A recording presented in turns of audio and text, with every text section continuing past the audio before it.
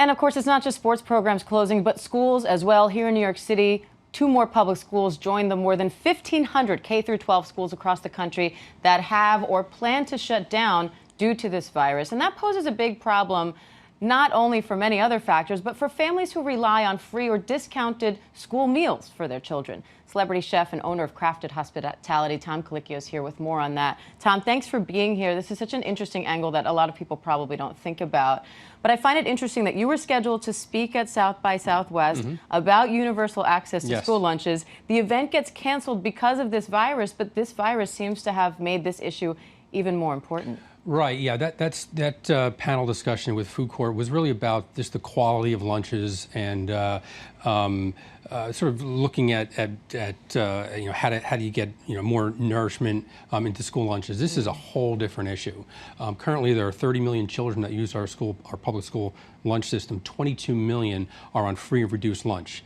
So these kids, if we continue to see this disease continue to spread, and schools are closed down, families that rely on their kids getting breakfast and lunch at these programs are not going to be able to feed their children. And we know that good nutrition is also part of staying healthy, and we need our kids as healthy as possible to fend this off. And so how do you do that? Well, right now in the SNAP program, there is no mechanism to increase the amount of benefits that you receive. There's disaster relief and disaster aid, which loosens restrictions so more people can receive SNAP, but there's currently no mechanism to actually increase the amount of dollars. The dollars needed to offset breakfast and lunch. And so there's a bill right now as part of the Democrats' House bill that actually provides nutrition in this case and increases SNAP benefits. Just before I came on air, I read that Leader McConnell said he will not take this bill up. He's going on vacation. He's going on recess. And so I think right now, this is where we need leadership. We need leadership from our elected officials to focus on this issue and make sure that the most vulnerable people in our society are not going to really pay the price here. What would you like to see from government? What's the fix here, both from the government, and can private sector companies step in to help as well? I don't think so. This is an issue that's way too big for a charitable response. Yes, the USDA has loosened up restrictions on community feeding.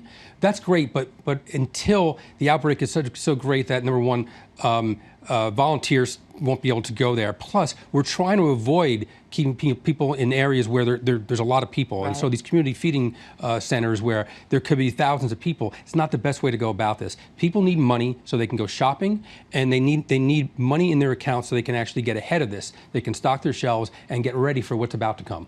And what's your advice for families who are dealing with this, families who have food security concerns?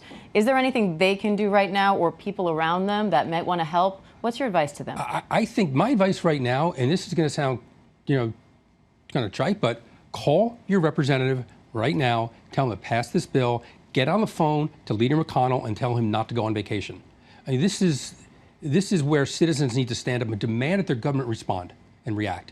And this isn't going to, you can't wait for this to come from the top down. This is where citizens need to step up and make sure that we're protecting the most vulnerable people in the world. We've done a great job of shredding our social safety net the last sort of 20, 30 years. This is where we're going to see that this idea of shrinking government down to the size that it can be drowned in a bathtub is not working. We need a massive government response to this.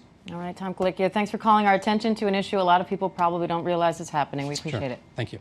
And that will do it for us today. Remember to stay with ABC News Live all day for the latest updates on the coronavirus, and you can get more from ABC News Prime tonight at 7 p.m. I'm Diane Macedo. Thanks for watching, everybody. We'll see you again at noon.